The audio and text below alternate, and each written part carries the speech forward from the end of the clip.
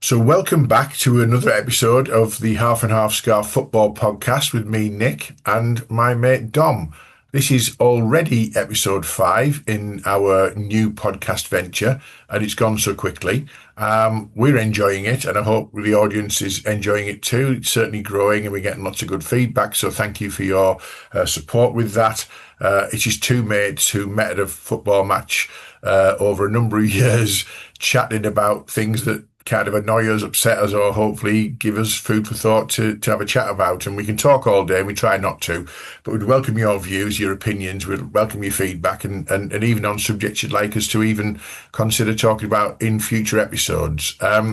Today we talk about two things that we've got big opinions on. One is ticket prices, and the other one is annoying people in stadiums. And I'm sure most people have got a view or an awareness of people in stadiums who might just fit that bill. So without further ado, starting on ticket prices, welcome to episode 5 of the Half and Half Scarf Football Podcast. Dom, how are you doing?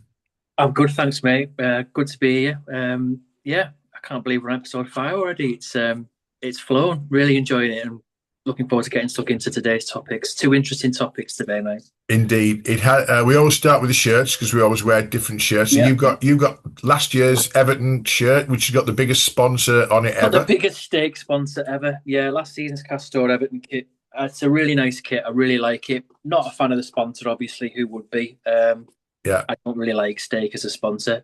No disrespect to the company, but it's not the greatest. So, okay. but the shirt itself, it's a good kit. Really like it. Well, I've gone controversially. I've gone with the Borough kit, away kit from 2 seasons ago. Very much divided opinion. I think it's classically sort of good colouring, etc. But too many people thought it was like Leeds United shirt and didn't like it. But I like the cut of it. I like the V-neck. I like the fact that it's quite subtle in terms of where the club badges, etc. So I liked it, despite the fact of my unlove of Leeds United, shall we say. I was quite happy to wear this at away games from time to time. Well, more than from time to time, probably about 20 away games over the season. So let's start with ticket prices. I think this is something that at the start of the season, people are often posting on social media about, why are we the third highest season tickets in the league and all that kind of thing. What do we get from it? What's your view on where ticket prices have got to, and what do clubs need to do to make it affordable and accessible for people to go to games? I think ticket pricing is getting way out of hand. I think it's becoming a serious problem, and I think it's driven mainly by the clubs and greed of the clubs, and disrespecting loyalty of fans. When actually, really now, particularly on my Everton side of Premier League era, it's the richest league in the world. The money that comes into the clubs for me have an obligation to manage themselves in such a way that it shouldn't be about penalising the fans and constantly increasing ticket prices to just ridiculously inflatable levels. It's a long subject. There's lots of different nuances and strands to it, mate, in terms of the ticketing. So it depends which way you want to look at it and aspects of it. But your everyday match day price ticket for an individual match varies alarmingly from club to club across the So, for example, last season in the Premier League, I think the cheapest tickets were at Southampton for a basic match ticket. The cheapest ticket you could get, and I'm not sure who that was against, but it was about 25 quid. The most expensive, not surprisingly, was Man United, 66 quid for an average ticket. Everton was actually the second most expensive at £55, but, and I'm not advocating this at all, that was their cheapest and most expensive. So it's basically a set 55 quid, and that's not looking at child tickets. That's like an adult match ticket. So it was just a standard 55 quid. Whereas, across the board from other clubs, their most expensive tickets were going up to like 160, 170 quid, and the most expensive was Fulham in their new stand. Well, they've got a swimming pool at the top, haven't they? So you've got to pay for the swimming pool somewhere. Yeah. In terms of ticket prices, for me, we've got three considerations, I think. First of all is how much is a season ticket? Because you talk about rewarding loyalty. If you're in the Premier League, ticket income generates a very small percentage of your overall revenue. Yeah, So you should be able to look at it and say, we can afford to be creative. We can mhm. afford to support walk-up fans. We can support season ticket holders and reward loyalty. Hang on. Sorry, a bit of a cough. But the reality is, you say it's quite rightly, it's seen as a cash cow really for them. And Man United recently introduced the idea of paying £4,000 as a debenture to guarantee your season ticket seat for the next 10 years. Now, I guarantee my season ticket seat at Middlesbrough for the next 10 years by renewing my season ticket every Yeah, year. I don't want to yeah, pay 4,000 quid for the privilege of owning that piece of plastic for 10 years. I expect to sit in the same seat because I've renewed on yeah, whether it's an early bird or not. And that's just taking the mickey out of the fans, isn't it? Surely that's just another revenue generator based around ticket prices, but it's just a secret tax, really. yeah. It's nonsense. It's just a gimmick from the club, and any fan that falls for that really is being rather foolish. Because yeah, I guarantee my seat by just renewing every year. So a Man United, secretly saying that we can't guarantee your seat because we might move it at some point. I mean, they've got history on that. They've done it numerous times, and they publicised to say they're going to do it, but it's still not acceptable. Mm, Um, I mean, prime example being, I read an article recently that Norman Whiteside has given up his season ticket at Man United because he's been moved out of his seat and he's had to move elsewhere. I mean, this is, you know, he might not be as high profile a player as some people might like, and he's more in our era from yesteryear, but he still single handedly won them in the FA Cup in 1985 from his genius goal. So, yeah, you know, completely disrespecting, a former player. And so if they can do that to a player, fans clearly mean nothing to them. So, yeah. uh, yeah, it's very difficult, mate, because you've got lots of different strands now. So you've got clubs wanting to um, tap into the corporate Mm, element and really milk that for as much as they can. They also want to tailor for the matchday fan who comes from abroad or a one-off fan who wants to, buy all the merchandise, spend as mm. much as possible, etc., etc. And then also wanting to tailor for your loyal die-hard fans. So you could argue if a club should be able to get it right on all fronts and find a nice balance. Mm, Um, but I still think overall, average ticket prices are way too high. mm, Um, I just think going back to since the Premier League started, I think season tickets, sorry, individual match day prices and some season tickets, if you look at their inflationary rates compared to actual inflation, it's exorbitant. yeah. And that's facts. Clubs can't shy away from that. That's just factual information. I think it's something ridiculous like 300%, 500%. So that's clearly taking advantage of football fans wanting to go. Well, the three things I want to talk about, there's season tickets, there's walk-ups on the day for home games, and then there's away tickets prices as well. So season tickets in the Championship vary from uh, just under £300 for a season to Mm. £680 or £700, I think it was, the Yeah, highest. As a Borough fan, we're third most expensive season ticket. If you bought a season ticket after the early bird discount in the West Stand, which is the sort of posh stand, if you like. And I think they always publish in the press, don't, the most expensive yeah, tickets. So, yeah, but Middlesbrough to have the third most expensive tickets in the Championship of all the teams, of all mm. the locations, of all the sort of lack of funding and lack of money in the area and unemployment and all that kind of thing. It's quite a challenge, and it's quite difficult for me to justify as a Borough fan the fact that I'm renewing my season ticket every year. But they know I will. They know my son will. So they take for granted. And every time the prices come out, people moan, but they still renew, don't they?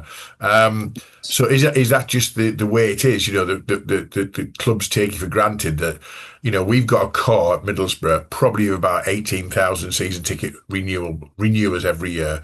If we have a great season the season before, that might go up to 20,000. But 18,000 people will renew irrespective of what the price is.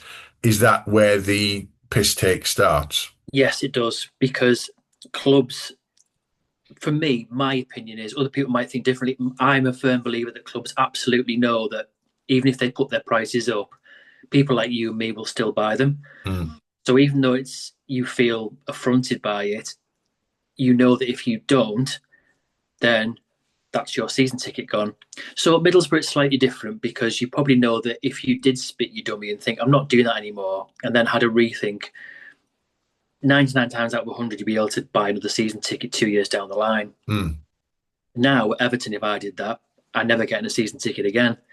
Simple Same as at that. Newcastle, same at other places, there's where they've got waiting list. Leeds have got Yes. allegedly a waiting list of, Yeah. years and years and years. So they know just out of blind loyalty that you You renew renew. or not at your peril, don't they? Yes. So, yeah. Absolutely. And you're going to do that because your season ticket price is significantly lower than a standard match day price. Mm. It's a tough subject, mate, because as an example, at Everton, when I started taking Mia, Everton are still really good and were brilliant at child tickets. So when I started taking my daughter at 6 years old, her ticket was £5 a match. Yeah. So her season ticket was peanuts. We were in the family enclosure, which was a really good value enclosure. And actually, in fairness to Everton, but they weren't the only ones. Lots of clubs were doing it at the time. They fixed their season ticket prices for 10 years. Mm. So they didn't go up. They didn't go down, but they didn't go up for 10 years. Mm. 3, 4 years ago, they started putting their season ticket price up. I think it was almost waiting for someone to do it. Yeah. And then they all follow suit. So I think last season there was only 5 clubs that didn't put their season tickets up last year. Mm. Everton over the last few years have put theirs up, sometimes in the region of 5%, 10%. Sometimes it's been even more, which for me is a significant increase. So, for example, our season tickets might have gone up by, combined for mine and my daughter's, about between 80 and 100 quid. And that happened 2-3 seasons in a row. This year, going into a new stadium, everyone knew the prices would go up. The club weren't going to keep them as they were or knock them down, because obviously they're going to say it's a brand new stadium, glorious views everywhere, no posts. It was going to go up. And we also moved from the family enclosure because we wanted to go somewhere different, because the family enclosure at the new stadium is in the corner. At Goodison, it was slap bang in the main stand, halfway line. It was brilliant. So we're going to pay more for going out the family enclosure, which we accept. My concern is, from next season, will Everton keep rising their season tickets? Because they shouldn't. You've now got a brand new stadium. The fans shouldn't be funding that. End of. Yeah. That's it for me. We've got rich new owners. The owners have refinanced all their old finance, so that should be done outside of the fan experience. Yeah. You've now got 10,000 more capacity, vastly improved corporate facilities. From next season, I'm wanting Everton to keep their prices as they are, and if they increase them, and particularly if they can increase it by a significant margin, I'd love to know what their excuse is. Because clubs trot out all the usual excuses. Oh, we need this to, keep putting into the club to fund the team and ongoing transfers and progress. It's rubbish. It's just a standard strap line that clubs use. It's a load of crap. Yeah. Fans shouldn't have to keep bearing the brunt of, and also they've said in the last few years, Everton, that it's because they've been struggling financially. Well, that's your fault, not ours. So you should brunt the cost of that. We shouldn't have to bear that cost at all. Yeah, we're not paying for your mismanagement now, kind of thing. Going back to season tickets, in terms of, they do represent the best value, obviously, for someone, if you can afford the outlay. And Middlesbrough over the last few years have introduced you pay it over 4 payments and make it accessible, and there's no interest on that 4 payment scheme, etc. So they're trying to do the best with that, but the prices do keep creeping up and creeping up. When I first took Rob, and I took one of his mates, James, with us as well, I could buy my adult season ticket and 2 kids. The 2 kids season tickets were 50 quid for the season. So I could take Rob for 50 quid for a full season, and I had a spare ticket for his mate. If his mate couldn't make it, another mate could come along with him and have a football fan experience for 50 quid for the entire season. It's gone up in the family enclosure. I'm not in there anymore because we've got 2 adults, and we moved accordingly. And Rob's paying full price as an adult, as you would expect. But in reality, I think that it's now 100 quid for one kid's ticket. You can't have a second one, I don't think, as far as I might be doing him an injustice, but again, it's still twice the price it was not so long ago.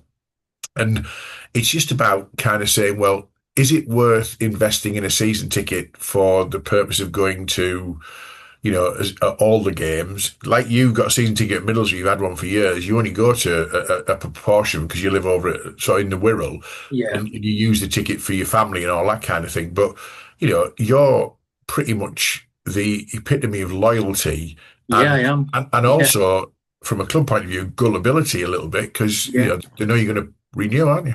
yeah. That's very true. I'm lucky if I get to 6, 7, 8 games a season. I'm doing well, and I Mm. class those as away games for me Yeah, because obviously I'm over here, and my daughter's a fully fledged Everton fan, yeah, so I go there with her. That's our family thing. mm. That takes priority because she's my family, and that's my father and daughter experience. And I love Everton. Been going for half my life. I love it, and Yeah, so, and as much as I love Middlesbrough, yeah, they absolutely know I'm going to renew. yeah, And it's even if my family didn't use the ticket, I would still bizarrely renew. mm. I'd get a single ticket on my own. I get a ticket with a child ticket because I know my brother will use it with his kids. You get a season ticket next to me, mate. You wouldn't be Yes, getting I one on would. your own. Oh no, I mean I'd get a single ticket, but it would get it next to you. But then I would then be reliant on the goodwill of people to perhaps use that on my behalf and perhaps give me the money each month, Mm. each match. But all I'd expect from that person, if I was lucky enough to be able to do it, is that they pay the season ticket price. I'd never overinflate it or ask for more. But No. if I could maintain a ticket on my own, perhaps, and not get to the games, if someone could do it and pay the season ticket equivalent, I'd love that. Mm. At Middlesbrough, that's a hard ask. I'd have no problem doing that at Everton. I'd get the club will literally buy it off you game by game again to Yeah. do that. That's a great facility. But yeah, people buy season tickets because they're very loyal. They want to Mm. keep their ticket, but also it keeps the cost down. So over a season, it does mean that you've got better value for money, but only if you can afford to do it. You mentioned about Middlesbrough and 4 installments. Everton do something similar. That you can pay it over 12 months, 10 months, 9 months. Yeah. I think there's a small amount of interest there, but they do give you off lots of different pay facilities to do it. My Mm. personal thing is I just take the money away each month. I've just so forgotten about it. I'm so used to doing it. I don't even class it as my money. It just Yeah. goes in a bank account. I forget about it. And when season ticket renewal comes round, Boom. I just pay me money. Mm. Um, but over the last few years, I am always filled with trepidation, thinking, oh, what's it going to be this year? Yeah. Middlesbrough last year didn't put them up, but that was on the back of fan consultation because fans were saying, look, you can't keep, because I think they've done it up for put them up for the last 3 seasons. Prior to that, they'd frozen theirs. Yeah. Yeah. But they wanted child tickets to be frozen and things to stay the same. And this year, the renewal was exactly the same. So it was nice to see that from Middlesbrough, to be honest. I think they should also look at, well, let's talk about walk-up prices. People say, well, I've bought a season ticket, I should get better value than someone walking up. I have no problem as a season ticket holder if for the occasional match where we need a good atmosphere and a full sellout crowd and a big sort of atmosphere going on, that we put an offer out there where as a walk-up price, it might be the same price it would have been if you bought a season ticket for that one match only, and you can bring a kid for a fiver or something of that nature, because it's about filling the stadium. You're talking about like Everton and Premier League clubs. They've got a very different relationship with their fans because they can take the mickey out of their fans knowing that there's another queue of fans waiting to replace Yeah. them if they get pissed off. Whereas in Championship and lower league level, certainly, it's really about saying, we've got to look after those fans because we're not selling out. So, we've got plenty of walk-ups. We've got plenty of opportunities. Yes, some clubs do sell out in every game, and there's always that phrase, Leeds would have taken more and all that kind of stuff. But in reality, most clubs below the Premier League don't have waiting lists and don't have, full stadiums every single game.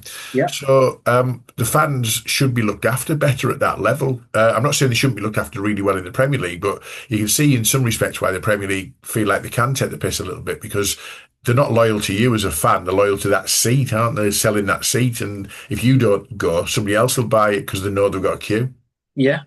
I'd go further. I wouldn't be bothered if I bought a season ticket and then a match day price was exactly the same ticket price. I don't care. I think it should be affordable for everyone. It's Yeah. my choice to buy a season ticket.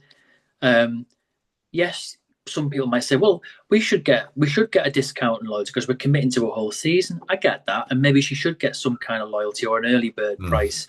Everton stopped doing early birds, by the way, a long time ago. So your ticket price is your ticket price. But I would be happy for fans to come in on a game by game basis and pay the equivalent of what I pay. I don't see why it should be an issue. It's like, well, I've got the luxury of being able to. It's different now. Certain clubs, you've got a season ticket because you've got the privilege of being able to get one. So I just don't see why a fan. There's certain games where I think, God, this poor bug has paid 80, 90 quid all in for him and his two kids to watch this crap today. And I'd be annoyed if that was me. And more, if they're going to like Arsenal or they're going to United or whatever, the walk-up price at these kind of clubs are astronomical, aren't they? And it's like, wow, am I getting value for that? Because if I'm taking me kids and two kids and maybe a family of four, you're not getting much change out of a couple £100 by the time you've had the foam finger and the hot dog and all that kind of stuff we talked about on the Americanization episode. But so the walk-up stuff's interesting for me. I have no issue, like you, with a walk-up price being the same price as a season ticket. My issue is the walk-up price and the season ticket price is still a bit too high for us to justify that in an area of kind of, financial deprivation, really. Middlesbrough is probably in the third or fourth, most financially deprived areas in the country. And yet we've got the third highest season ticket and walk-up prices of any club in the Championship. Now, I love Middlesbrough, and I know some of the commercial team, and I'm not knocking them. What I'm saying is, is that real? Is that fair? And is there a model that says that if you're a Championship club, you should have a ticket price for your season tickets that doesn't exceed X, and we all abide to it?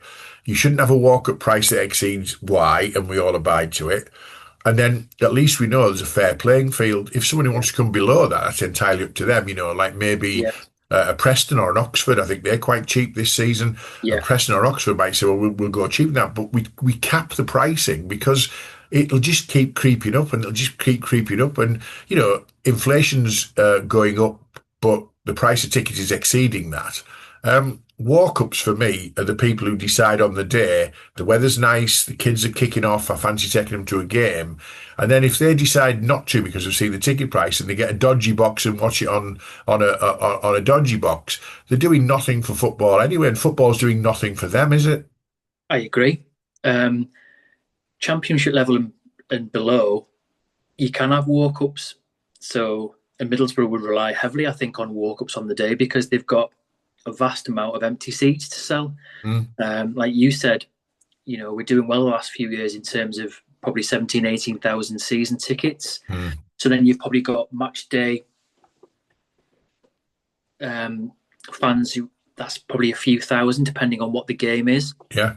But it's a 35,000 seat stadium. We might sell that out maybe once, twice.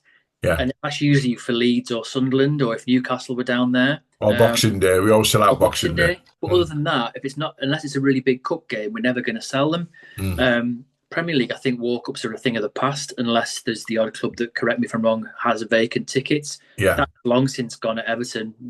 And you'd never be able to buy a walk-up. It's all has to be through the ticketing app and be a member and go through all the things on there and get your ticket that way. So the club can dictate what they charge because they're never going to get to a point where they've got empty seats to sell, which you can sell on the cheap.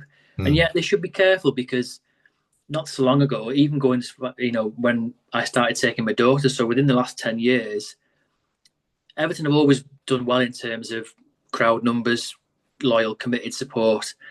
They always pretty much sell out. Goodison's just under 40,000 for an all-seater. But up until less than 10 years ago, they were still doing half-season tickets. There'd still be the odd game where you could get a ticket on match day. And all of a sudden, since 2016-17, when Moshiri took over and everyone thought we were going to suddenly start winning the league and winning everything in sight, waiting lists have gone through the roof. Well, so we're told there's a massive waiting list now. Can I just ask, did you not go on and win that league and everything in sight then as Everton? I thought that was a done deal when Moshiri came on because Jim White was interviewing him on TalkSport all the time, and Jim White loves Moshiri and thought exactly. the second Yeah, coming of exactly. the second So coming of Christ. Anyway, moving on from that. So let's talk away games. So I go to a lot of away games in Middlesbrough. When the fixtures come out, it's the first thing I look at is like where we going, what we're up to, etc., etc. And because we've got enough points in the bag, we have a loyalty scheme for away fans. So the more away games you go to, you get points for going, and then you get first priority, etc., etc. Now this season we've lost Sunderland and we've lost Leeds, so they're the big two away games that we've had before, where you had to have a certain amount of points to get in there.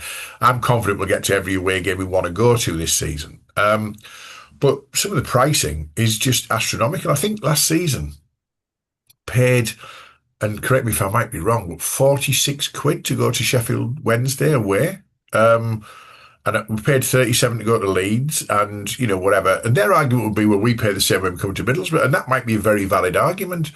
But 47 quid to go and watch Middlesbrough away at Hillsborough, in what, let's face it, is a crumbling stadium with it's a, I think it's a horrible experience, the away end at Hillsborough, and apologies for Wednesday fans for that. If you're a Wednesday fan, you've never been in the away end. And Leeds is exactly the same. It's a shocking away experience in terms of the facilities, etc. They used to have a thing when we were in the Premier League, that one season, Borough in the Premier League a little while ago, 20 is plenty, which was 20 quid for an away ticket. Is that still going? yeah, it is. They're still trying to advocate that. It seems to be falling on deaf ears, but yeah, in the Premier League, I think please, viewers, correct me if I'm wrong, but there was a rule brought in that it couldn't be any more than 30 quid or 35 That quid was for an away 20. It was ticket. 20 is plenty that was 26. 20 is plenty, and it might be a fixed rate now at 30. But what I'm trying to get at is, surely it should be a cap for Yeah, away fans because absolutely, because they've got the travel and everything that goes with it. It becomes a huge experience, and if you're taking more than one family member, yeah, then you could be looking at an outlay of 150, 200 quid. If you're mm, following your team away all season, you could be looking at 5 or 6 grand. yeah, You know, it's vast. It's absolutely huge. Yeah, I think a lot of it's criminal, to be honest, and mm, clubs take advantage. Interestingly, 3 seasons ago, I remember in the FA Cup, because obviously in the FA Cup you get more of an away allocation, yeah. and I don't think there's the same stipulation on what they can charge for away tickets. I remember the Middlesbrough Man United match. I think Man United were charging something like 50 quid for an away ticket for Middlesbrough. Yeah. Daylight robbery. Mm. So called one of the richest clubs in the world, But literally and blatantly ripping off fans. but they knew we'd take 10,000, which we did. Exactly. Exactly. What they didn't know is we beat them on penalties at Old Trafford Yeah. in the rain on a Friday night, and that I'd Yeah. catch COVID on that evening. Yeah. But that's a separate issue. But Separate issue. But that's exactly it, because Middlesbrough have brilliant away support. So they knew. So it's all about, well, we can make a buck here. Not yeah, about treating the fans right. It's no, all about the money. yeah, Money. It's everything comes down to money. I'm a firm believer, Nick. Everything with football could just be reset and brought back down and started mm, again on a much more affordable level. We've, not us as fans, just the clubs themselves, the owners, the governance, the TV broadcasters, the Premier League, this constant obsession with increasing players' wages to ridiculous amounts. mm, No one, if a club's offering a contract to a player, fair enough, but the whole money thing, it's then made them, it's spilt over into then getting as much out the fans as you possibly can. Whereas agreed. I think, fine, if you want to make money, go and make money, but don't penalise the fans. You want full houses. You also want your local support. Mm, It's all well and good. You're bringing in the odd match day tourist, but your match day tourist comes to see what the match day experience is with the local fans. yeah, If but you're then they killing only the come local once. They support, only come once a season, if come at once. all. So if you're killing the local support and they can't afford to get in the games, or the kids can't afford to get in the games, where are we going to be in 15, 20 years' time? Mm, So clubs want a certain proportion of tourists and one-off match goers because it creates much more revenue than your average season ticket holder. mm, But, and by the way, something else that clubs are doing now and again is if they have the odd lapse season ticket, I don't know which clubs are doing it, but clubs are doing it where certain season tickets get lapsed, and instead of passing it down to the next in line on the waiting list, they make it available as a match day ticket because it's going to make more money again. yeah. complete disrespect to the fans. That is a thing. I don't know which clubs are doing it, but I've read lots of things about clubs doing it.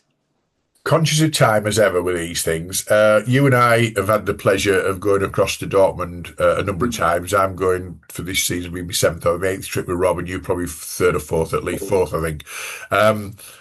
The match day ticket experience in Germany is sensational. Yeah, Okay, I've had the absolute pleasure of getting tickets from. There's a relationship between Middlesbrough and Dortmund called Borough BVB, and they were sensational last season, getting us some three tickets for me, you, and Rob, and they were sold to us at ticket face value price, and I think from memory. They were certainly less than €30, €27 or something, weren't they, for a yeah, match day ticket in a fabulous stadium for a top Bundesliga game. We talk about top level football, same as Premier League level. You would argue whether football's the same level, but certainly, in terms of top division in a top European league, €27 a ticket. Better than that, if you're travelling into Dortmund on the day with a match day ticket, your trains are free from wherever you come from. So we're coming in from Dusseldorf. It's a 45, 50-minute train journey. So the equivalent of going from maybe York to Sheffield, and your train ticket's free because it's match day. Your match day ticket is your train ticket, and they come round, they check your ticket. You can go for free. You get in for €27. You know what? 87,000 people in the stadium. Of course there is.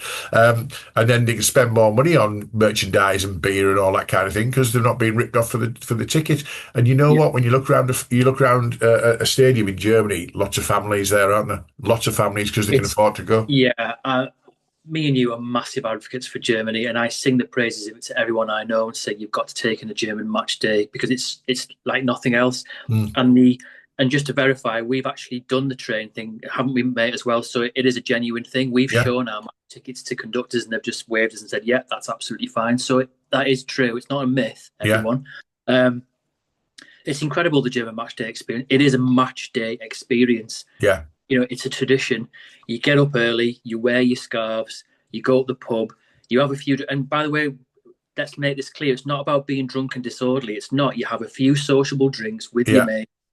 You get on the train, you go to the ground, you eat food, you mingle with your mates and the families. All the away fans mingle with the Dortmund fans and the home fans. Mm. There's a brilliant atmosphere. It's sensational watching the yellow wall fill up. They know how to support, Yeah, absolutely know how to support. And there's a commitment to the whole game, isn't there? When mm. we went to see them against. So this is another important thing about, the value of your match ticket, but then what you get for that match day experience. When we went and they beat Cologne 6-1, the Cologne fans stayed there for the entire game, filled the away end, still kept making noise. Whereas in England, they'd probably just give up and go home. Mm. So you've also got to look at it and think, well, what are we offering as a match day with this ticket price? Because sometimes it can be a very muted atmosphere, particularly if your team's struggling. Sometimes you Mm. might go to a game and actually there's many games I go to, Middlesbrough and everything, where you think the support's dreadful today. Because Yeah, I go all the time. I've got a right to be able to have my opinion of that. And it's awful. There's nothing to get behind because the team aren't playing well. And if you're a one-off fan who's paid a fortune, you might love it anyway. I don't know. You might be misconceived by what you think is a brilliant atmosphere. But I think sometimes they walk away thinking, bloody hell, what the hell was that? If you suddenly went to Germany, you'd realise what a real match day is. well, the question I've got for you, we'll finish on this, is the question I've got. If you've paid a lot more for your walk-up ticket, say at Middlesbrough, for you and your kids and whatever it might, you spend 110 quid, 120 quid, whatever, on your match day experience, does that give you more entitlement to moan? Because we're going to lead into the second half of the podcast, talk about annoying fans. If you paid more, does that allow you to moan more? I don't know, what's your thoughts on that? No, no, I don't think you should. I think you should go into football match with an open mind. We've all watched dreadful games. There are times where you want to moan, but just because you've paid more money, that's your choice. Mm. You take the risk of what you're going to get. So I think the only time you might have an entitlement to moan is if you can clearly see that the team's down tools and they just aren't trying, they're not bothering. Yeah. But if you can see some effort on the pitch and it's just not a great game or the team's struggling for whatever reason, no, don't moan. Try and offer some level of support, please. Okay. What a lovely segue to the second half of the podcast, which Yeah. is annoying fans of football. Okay, now. You mentioned a few times about when you get a season ticket, you sit in the same place, you get to know people around you. It's very weird that we never know each other's names, though, do we? It's just like, oh, that's the bald bloke, that's the other two sisters, that's the Yeah, friend of so and so. Oh, yeah, it's her with the scarf. We all say hello, we all chat before the game, yeah, we exchange maybe, got anyone got any Rolos or whatever it might be, and we're having a chat and you nod politely and all that kind of stuff. And we feel like we know them, but we don't even know the bloody names half the time, which is a bit weird. yeah. But then you've got your regular things that piss you off, and the things that piss me off are the things I know that piss you off as well. Yeah. Right? So people who they arrive at their seat late, they leave their seat before half time because they're desperate for a beer or a pie. They come back after half time late. They leave early, and they're constantly up and down, up and down, up and down. And that's not even the worst of it, really. But annoying fans. What's the first thing that gets your goat with annoying fans, Dom? So my real pet hate is the people who storm out of games with 20, 25 minutes to go because they've just lost their shit at whatever's going on. It's like, Christ, it's 45 minutes a half. It's not long. And you've made the effort to actually come and get in the ground. Hmm. And why are you storming off? Just because you've spat your dummy?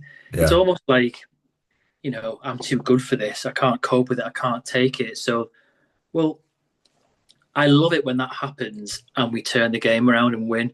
Hmm. And it gives me really heartfelt satisfaction knowing that they haven't seen it because they've just been stupid enough to walk out the ground.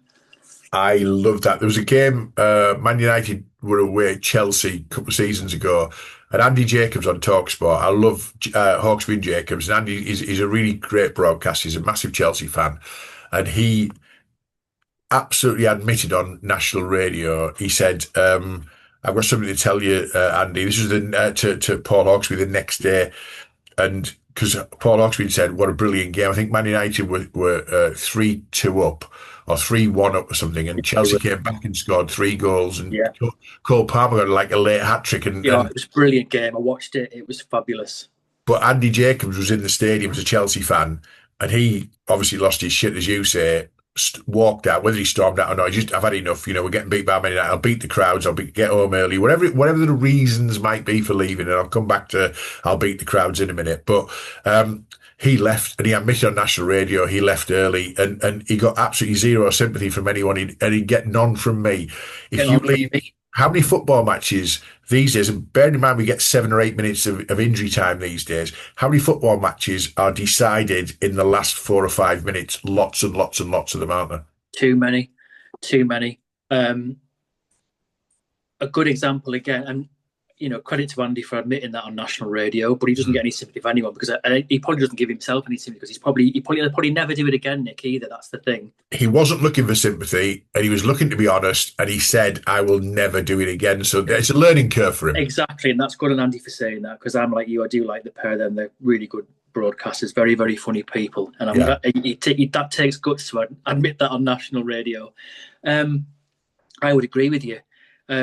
Depends who you're watching. I mean, obviously, there's been many a time where I've seen people storm out at Everton, and yeah, something might never have changed within the actual game, but there's been plenty of times where we've either drawn or ended up coming back to win. Mm. Lots of memorable occasions where I'm thinking, well, you've just missed a really good last quarter of the game. Mm. A really good point in case was the last derby at Goodison last season, Oh, 2-1 down into added time. Loads of people had gone. Loads of people had given up or spat their dummy and thought, I'm had enough of this. yeah. And a guy was interviewed as he was on his way home. He was probably about, I don't know, half a mile away from the ground. He said, "Oh, what did you think?" Not half a mile. He wouldn't have anyone there. But however, whatever distance from the guy walking down one of the roads to his car or whatever. I said, "What do you think of the outcome?" He said, "Oh, I knew we'd lose." He went, "You didn't. You drew 2-2. What do you mean we drew?" Wasn't aware of it because he'd stormed out the ground. And it's like, well, you've just missed a brilliant end to a game. Here's an idea, everyone. You've paid your money. It's only 45 minutes a half. Not long to sit on your arse at a football game. Mm. Just see it out. I have a real bugbear about it, mate. I really, I will sit to the end of a game even when I know I should have walked out because we're never going to get anything out of it. But Hmm. where you know you're still in it and you've still got a chance of getting something, sit Yeah. and support. And some fans I talk to say it's just too much. I can't cope with the pressure of a derby. It's like, come on, it's one of the best games of the season. You're honestly telling me it's too much for you, so you're going to walk out the ground and So miss a finale to it. it was Come Everton's last home derby against Liverpool at Goodison. It was iconic, and the end was iconic. And people were, oh, I was at the game, but I didn't see that. What's the bloody point in going in the first on. place?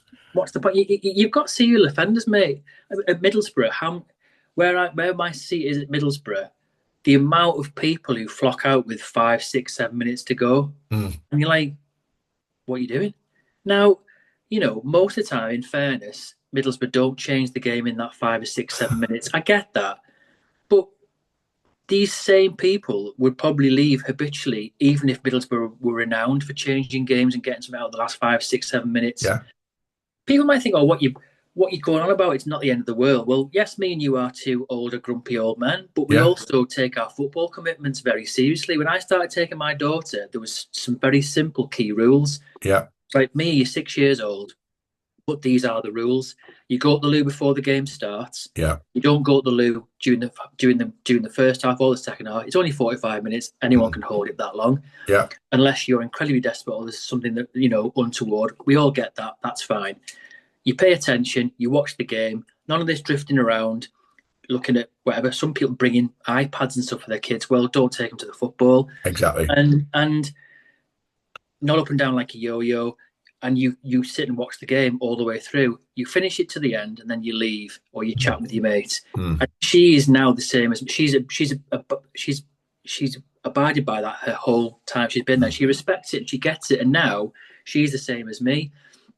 So added to that Middlesbrough, there's a guy on the same road that I go to, and he must spend about 5 minutes per half in his seat. It's up and down like yo-yos with different levels of food, getting drinks.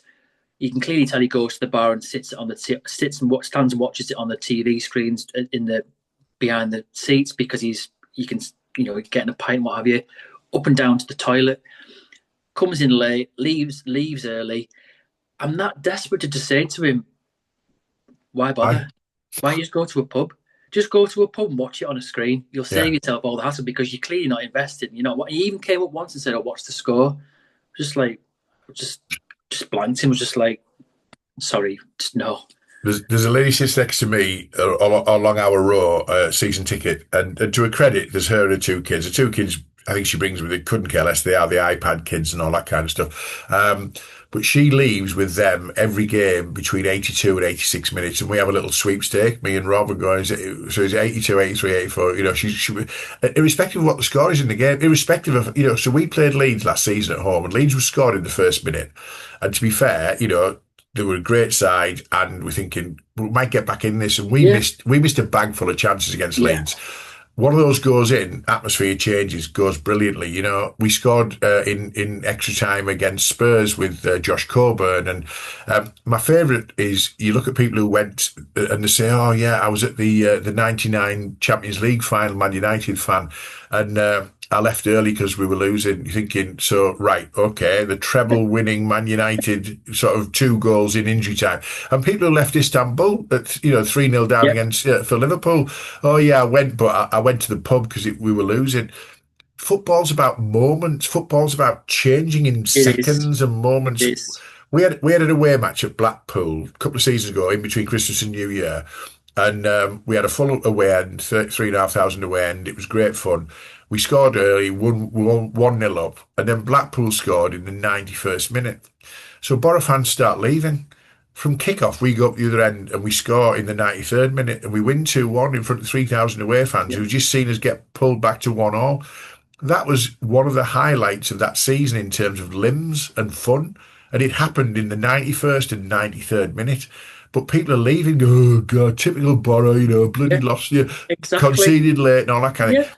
Football turns on an instant. The only time I've left early, and you were there, and I think you did tut you and roll your eyes. We played Leeds away a couple of seasons ago, and they were in their prime. It was a season that went up before this one, maybe 3 years ago. Lost 4-0, didn't we? We lost 4-0, and worse than that, I said before the game, you know, we might be on a hiding or nothing here, but as long as Bamford doesn't score, I'm okay. And Bamford scored after 4 minutes. Oh shit, it's going to be a bad day. And we got beat 4-0. We were 4-0 down after 72 minutes. And I left with Rob. And it wasn't to beat the traffic, it's because we weren't coming back from 4-0. And actually, it was more likely to be 5-6-7. I didn't want to see 5-6-7. We lost 4-0, didn't miss anything. We got home quite quickly. But it's not about getting home quite quickly. If you go to a football match, you know what? There's traffic.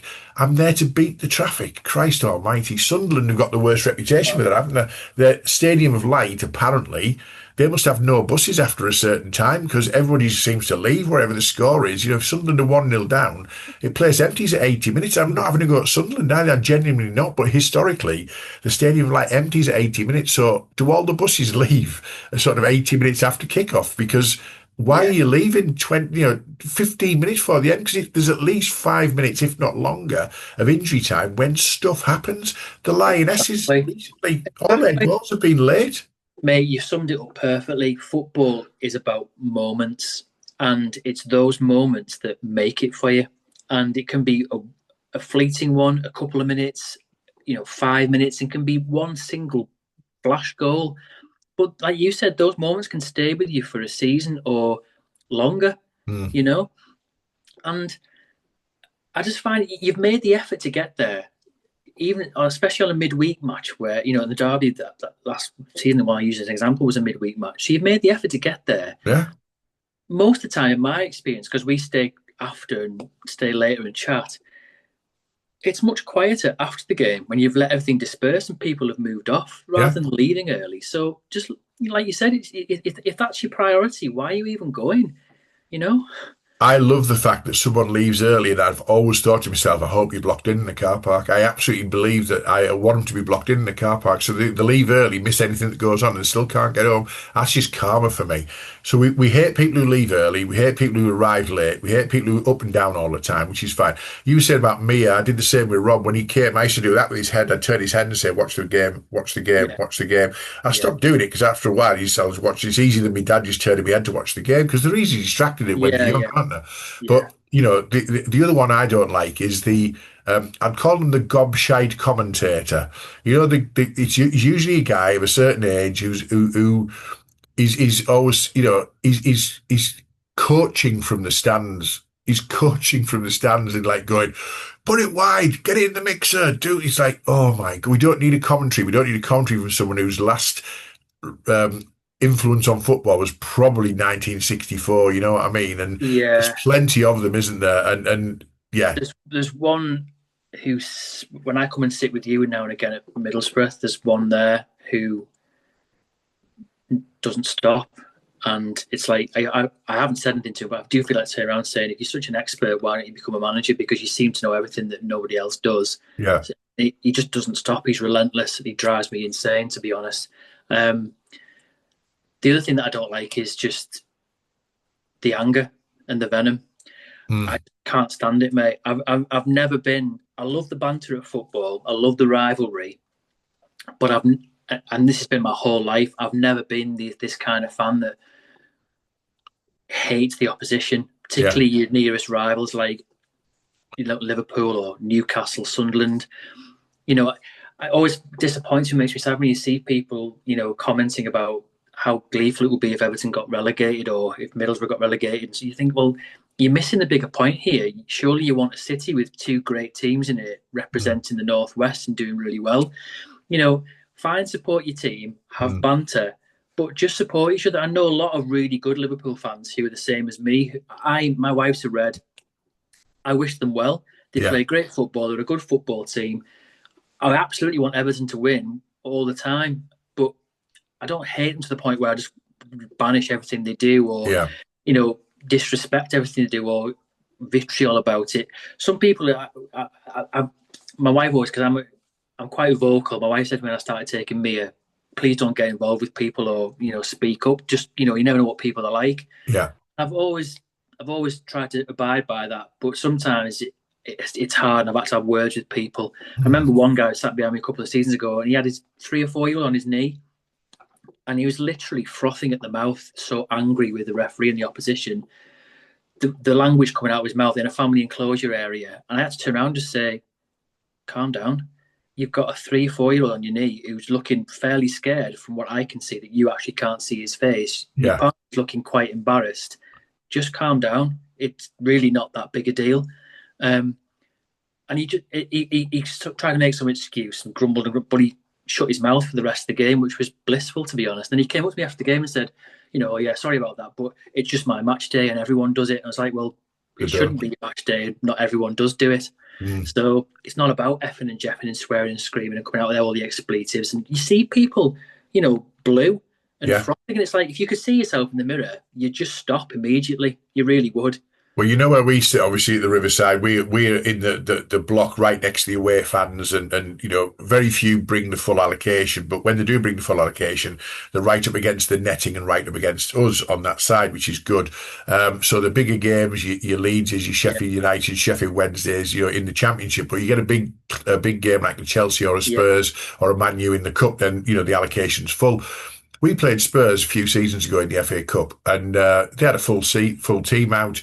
They had the Canes and the Sons and all that kind of stuff, and they brought a full allocation. And they had a guy who was stood literally the end of their away end, so nearest to us, and he had a little Peaky Blinders hat on, and he spent the first half looking at Borough fans to try and goad them into something. He was doing the cut across your neck and I'm going to Oh, kill you and yeah. all that kind of shite, Yeah. right? First of all, he didn't look like he could knock the skin off a rice pudding, but he was doing the cut across the neck, and whenever he got eye contact with somebody, he was like thinking, I'm going to really intimidate you really hard." And I just leaned over at half time and said to him, "You want to watch the game, mate?" I said, "You come from, I'm assuming you come from Cockney land." I said, "You come all the way up here on a midweek night to watch Spurs." I said, "Watch the bloody football." I said, "Because we don't give a shit about you, mate. We don't care who you are, what you are." And then second half, he's looking at me and I'm watching the game. And every time the ball goes in the corner, I'm catching his eye and he's giving it the neck cut and, Yeah. the hand signals and all that kind of thing. And then when we scored, I looked round and he turned his back from looking at Borough fans. He wouldn't make eye contact. And I'm thinking, what an absolute pillock. Yeah. You either are or you're not. Don't Yeah. pretend you are and then turn out that you're not, because you're obviously making yourself look like a right dick. But he spent a fortune getting up from London, match day ticket, coming in. He'd had a few beers, you could tell, all Yeah. that stuff. And he wasn't remotely interested in the football. He was Football. remotely interested in winding up Borough fans. Yeah. And I'm looking at him, and he was a grown up, by the way. He wasn't a Yeah. kid. I mean, you are an absolute embarrassment to yourself. You know what I mean? And as I say, he didn't see any of it through. He scuttled off when we beat him 1-0, never to be seen again. And he became probably an angry Spurs fan on Talk Sport on the way home on the sports Yeah. bar. Some people are just angry, aren't they, by nature, and they're Yeah. pathetic. I don't get. I think sometimes it's just this tribal element in football just brings out the worst in them, and I sometimes think some people are probably, well, maybe they're very different outside of a football environment, but I sometimes think if that's the case, that's quite worrying, because it's like, well, it's almost like a split personality. But Mm, yeah, I don't get it. I think for me, I want to go and see the football. I want to be with my mates, and I yeah, absolutely want to watch the football. I'm not in for all the rubbish that goes with it, and I do find people's actions strange. I think I told you once of a time when I was there with you at Huddersfield away about 3 seasons ago, oh but I God, yeah. sat with you because I remember I had a separate ticket, and I think it was a 0-0 in the end. No, we And won the one end of the nil game late. We was won 1-0 late. 1-0 in, and there was three lads in front of me, late teens, and at the end of the game, one of the lads, he was giving it beans to the Huddersfield fans all game. One of these that if they'd been anywhere near him, he'd run a mile. Yeah, yeah. He wouldn't have dared say a word. And then at the end of the game, he stamped on a plastic seat in front of that he'd been sitting on, Mm. wrecked it, then spat on it, and then flicked it the V's. And I was just stood there incredulous. And as he turned round to go, he clocked the way I was looking at, and my look must have said everything. And he knew that I was thinking, "You sad prick." Yeah. And he knew that he was like, you could see an element of embarrassment, and then he just kind of brushed it off and walked off. And I was that close to just having a real proper go at him, but I thought, no, I'm on my own. I don't Yeah. want to kick off. End of the game, I just want to walk home and, be the better person. But that kind of mentality was just staggering to me. And it's like, that's a different level of just some of the idiots you get at football, Mm. really. And, Yeah, go on. Sorry, mate. Let's finish with some idiots at football, usually at Yeah. away games, right? It does happen at home games, at away games.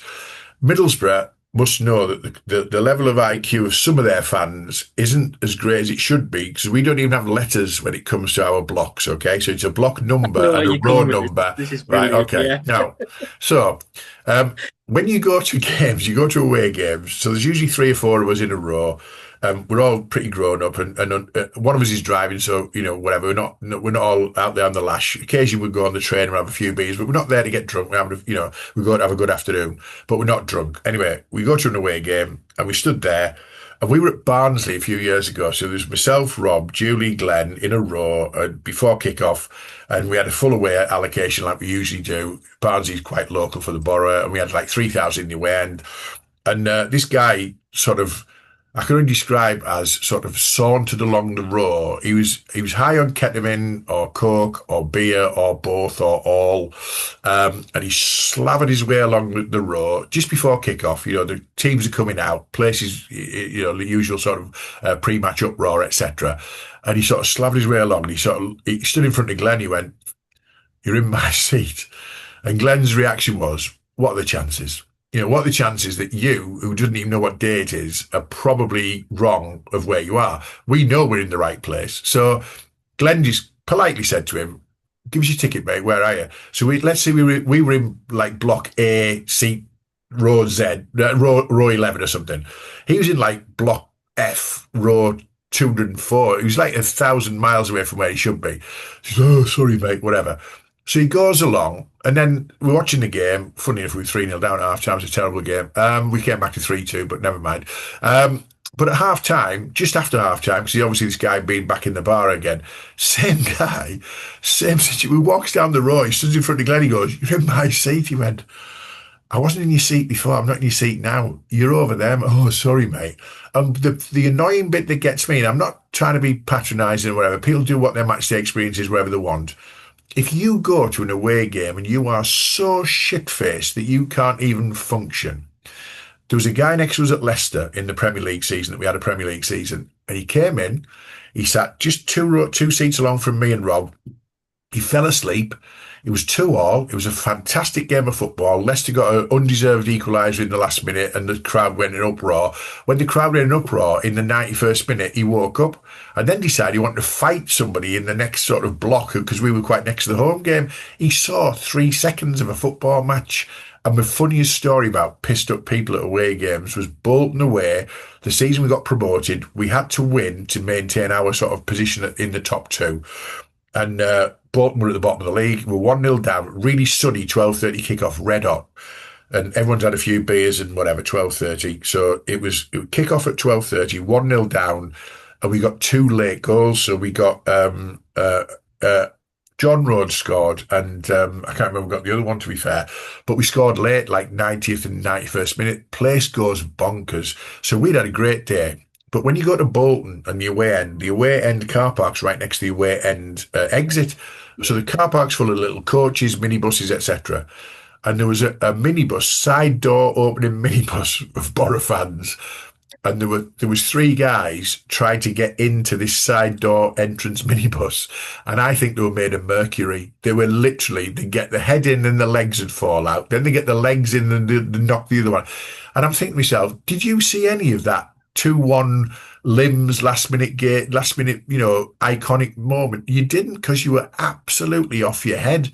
Why do you get that pissed? Why? It's a big question. It's a massive one.